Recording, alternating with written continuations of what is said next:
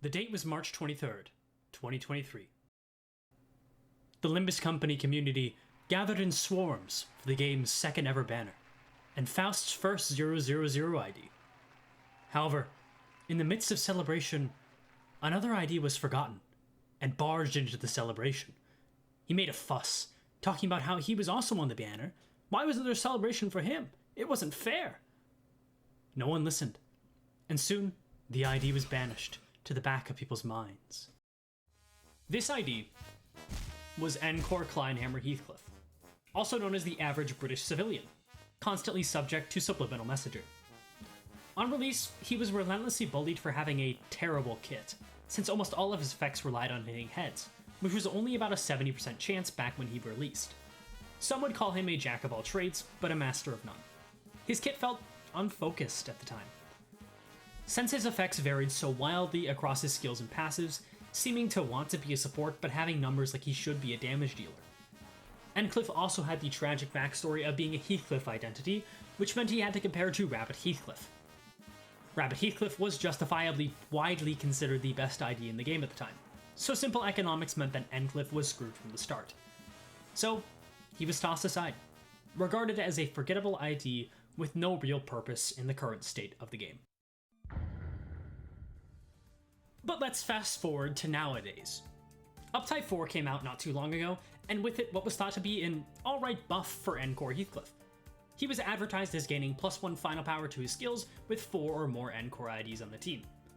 However, it was actually meant to be +1 coin power to his skills. In my tier list video, I knew that it was providing +1 coin power, but like everyone else, I thought it was bugged and will be fixed, so I ranked the buff accordingly near the bottom of C tier. Ironic that I myself underrated Encore Heathcliff not too long ago.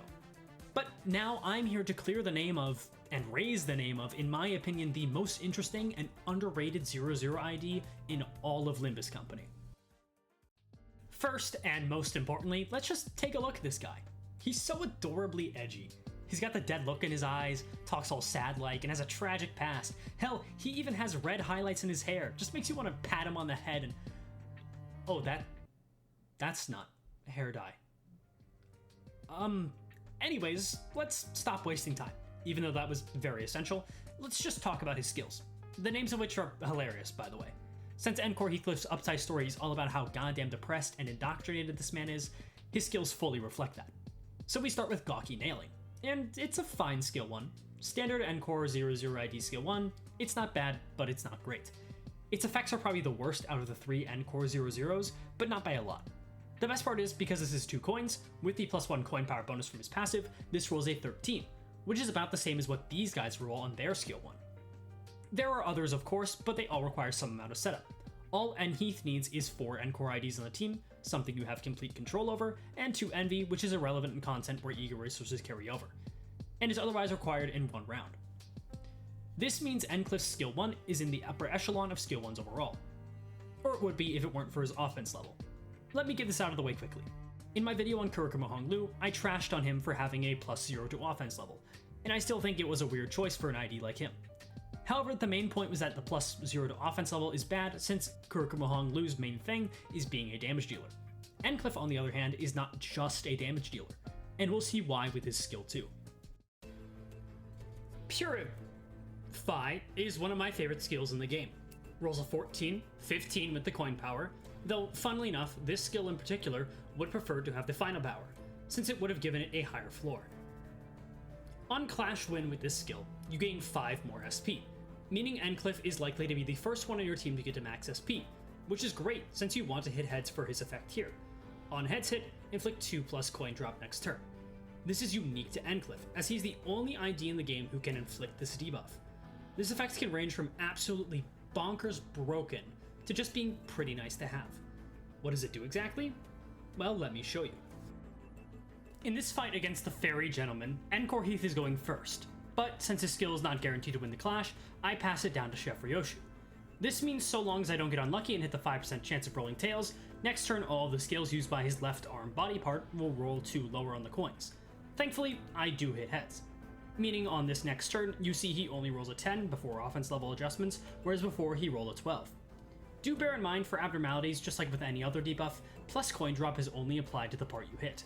meaning abnormalities with fewer parts, or ones that only have one part for attacking, are going to be far easier to take advantage of. Let's do a hypothetical fight next. Encore Heathcliff is fighting this guy. Adorable, ain't he? The abnormality will use a 4-coin skill, with a floor of 7 and coin power of +4, leading to rolling a 23 total. That's pretty tough to beat. Let's have another ID use an ego, let's say Endon uses Fluid Sac to clash and win. In the meantime, Endcliff is using Purify to apply the plus coin drop. The next turn, the abnormality is using 5 of that same scary skill, and we are out of ego resources. However, now the skill only rolls a 15, allowing us to win clashes with a lot more skills. In that example, Purify was equivalent to 8 attack power down. 8. I could give more examples of Purify being great, but I think you understand the point. Moving on, we have his most boring skill. Infirm Retribution is just a simple 3-coin skill, and the effects are not really worth talking about. At most, it nets you maybe 6 more damage overall, which is just alright. Most importantly, this rolls a 16, also known as a 19 with the coin power up. Now that is significant. Very few IDs roll a 19 or higher on a 3-coin skill without some kind of condition needing to be met in battle. And you don't really count Enclair, but I'll keep you here because these are all of them. There are lots more IDs that can roll a 19 or higher with some conditions met, but having it right out of the gate can be important. Of course, Endcliff does still need his team composition and 2 envy, but those are far easier conditions than what most other 19 rolling skills require. Regardless, even without the buff, a 16 roll on the skill 3 is really good for a 0-0. So those are his skills. Let's quickly talk about his passives. Bugger is terrible. Actually awful. Except for the funny thought of imagining Endcliff watching his allies get brutally eviscerated in a horrific way, only to just go, oh bugger, that's right, unfortunate. That aside, we already know the second line of his passive is fantastic, but it's not really a passive in the traditional sense.